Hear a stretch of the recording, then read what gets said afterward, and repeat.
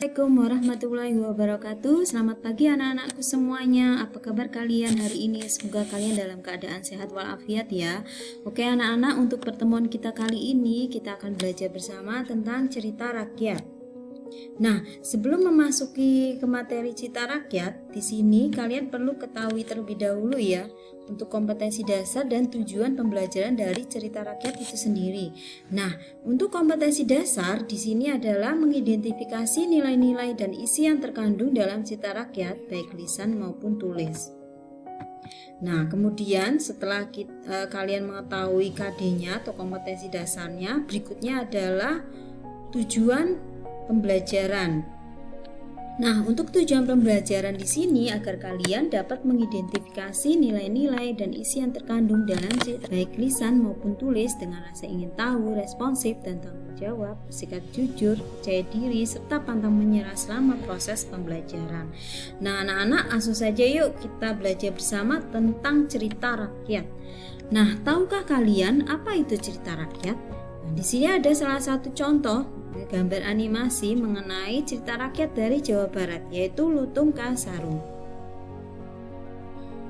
Langsung saja ya ke definisi cerita rakyat. Nah, di sini ada definisi atau pengertian dari cerita rakyat adalah cerita yang berkembang di setiap daerah dan menceritakan asal-usul atau legenda yang terjadi di suatu daerah.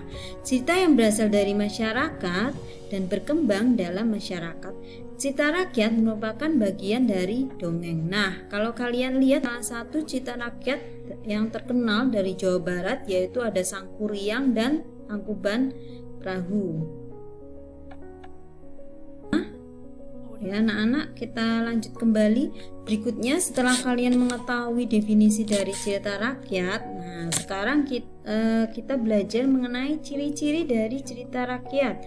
Nah, ciri-ciri dari cerita rakyat di sini beberapa diantaranya adalah cerita rakyat temurun, tidak diketahui siapa pertama kali pembuatnya, atau namanya adalah bersifat anonim. Kemudian karya kaya akan nilai-nilai luhur, bersifat tradisional, memiliki banyak versi dan variasi.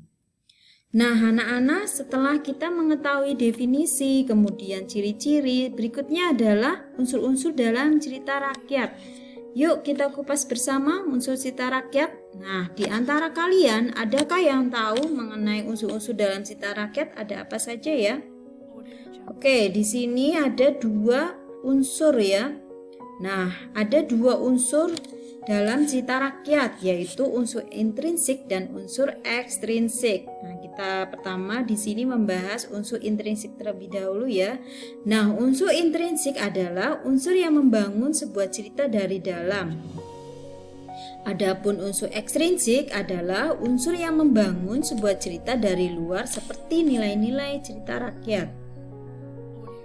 Nah, berikutnya anak-anak, tadi kita sudah belajar mengenai unsur intrinsik ya, kemudian juga unsur ekstrinsik. Nah, sekarang kita kupas bersama mengenai macam-macam unsur intrinsik. Nah, di sini sudah ada beberapa ya, Pertama adalah tema, kemudian ada alur, kemudian ada amanat, ada latar atau setting, kemudian ada tokoh dan watak, serta sudut pandang. Yuk, setelah ini kita kupas tema, alur, amanat, latar atau setting, kemudian tokoh dan watak, dan sudut pandang. Nah, yang pertama adalah unsur tema. Tema adalah permasalahan utama yang menjiwai seluruh cerita atau karangan. Kemudian di sini ada latar atau setting. Nah, latar atau setting adalah segala keterangan mengenai waktu, ruang, dan suasana terjadinya lakuan atau peristiwa dalam cerita. Nah, di dalam latar atau setting terdapat 3 bagian ya. Jadi di sini yang pertama ada latar waktu, kemudian latar tempat, dan latar suasana. Nah, unsur berikutnya adalah amanat. Amanat adalah pesan yang ingin disampaikan pengarang kepada pembaca. Biasanya dalam amanat, dalam sebuah cerita, dalam hal ini adalah cerita rakyat, biasanya bisa berupa nasihat, anjuran, atau larangan untuk melakukan atau tidak melakukan sesuatu. Nah, berikutnya adalah sudut pandang. Sudut pandang di sini adalah posisi pengarang dalam ceritanya. Bisa jadi ia menjadi tokoh dalam ceritanya tersebut. Pengarang berada di dalam cerita, namun bisa juga dia hanya menjadi pencerita saja ya. Pengarang berada di luar cerita. Adalah unsur tokoh dan watak. Nah, di sini tokoh dan watak adalah individu rekaan yang mengalami peristiwa atau berkelakuan, memiliki sifat, watak, karakter di dalam berbagai peristiwa dalam cerita.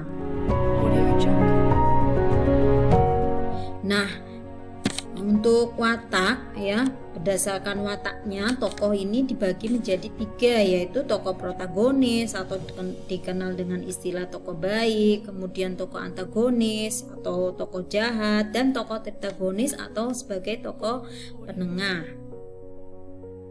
Nah, adapun berdasarkan peranannya dalam cerita, tokoh di sini dibedakan menjadi 3, yaitu tokoh utama, tokoh pembantu, dan tokoh figuran. Unsur berikutnya adalah alur atau plot. Nah, alur atau plot di sini adalah rangkaian atau jalinan antar peristiwa atau lakuan dalam cerita. Sebuah cerita sebenarnya terdiri dari berbagai peristiwa yang memiliki hubungan sebab dan akibat. Macam dari unsur intrinsik, selanjutnya adalah unsur ekstrinsik cerita rakyat. Nah, yuk kita simak. Perhatikan untuk penjelasan dari unsur ekstrinsik berikut ini ya. Unsur ekstrinsik dalam cerita rakyat adalah unsur yang berada di luar karya sastra atau dalam hal ini berupa cerita rakyat, namun turut menentukan bentuk dan isi suatu dari karya atau cerita. Nah, biasanya di dalam unsur ekstrinsik cerita rakyat yaitu mengandung nilai agama atau nilai religius, kemudian politik, nilai moral, pendidikan, dan sebagainya. Nah, kita kupas satu persatu ya untuk nilai-nilai yang ada di dalam unsur ekstrinsik. Nah, yang pertama adalah nilai religius atau nilai keagamaan, yaitu nilai yang dikaitkan dengan ajaran agama. Nilai religi biasanya ditandai dengan penggunaan kata dan konsep Tuhan ya, ketuhanan, kemudian makhluk gaib, dosa pahala, serta surga neraka. Ada nilai moral ya. Jadi nilai-nilai moral dalam cerita rakyat di sini mengandung nasihat-nasihat yang berkaitan dengan budi pekerti atau perilaku atau tata susila yang dapat diperoleh pembaca dari cerita yang dibaca atau dinikmatinya. Nah, selain nilai religius dan nilai moral tadi ya, ada juga di sini nilai sosial dan nilai budaya yang terdapat dalam cerita rakyat. Adapun nilai sosial adalah nasihat-nasihat yang berkaitan dengan kemasyarakatan. Indikasi nilai sosial dikaitkan dengan kepatuhan dan kepantasan bila diterapkan dalam kehidupan sehari-hari.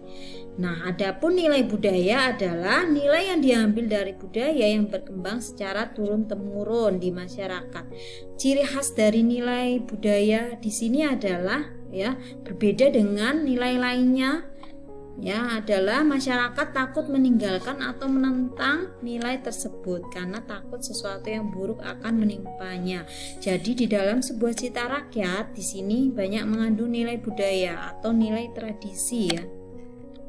Nah, dari berbagai macam ini ya anak-anak materi tentang cerita rakyat, untuk pembelajaran akan membahas tentang cerita rakyat. Di sini yang lebih utamanya adalah mengidentifikasi nilai-nilai dan isi yang terkandung dalam cerita rakyat. Oke anak-anak, untuk materi dari cerita rakyat cukup sekian. Nanti dilanjutkan kembali dengan penayangan video cerita rakyat. Setelah itu kalian dapat mengerjakan beberapa soal ya dari cerita rakyat ini. Dari Ibu cukup sekian. Tetap semangat, jaga kesehatan. Oke, selamat pagi. Wassalamualaikum warahmatullahi wabarakatuh. Sampai jumpa.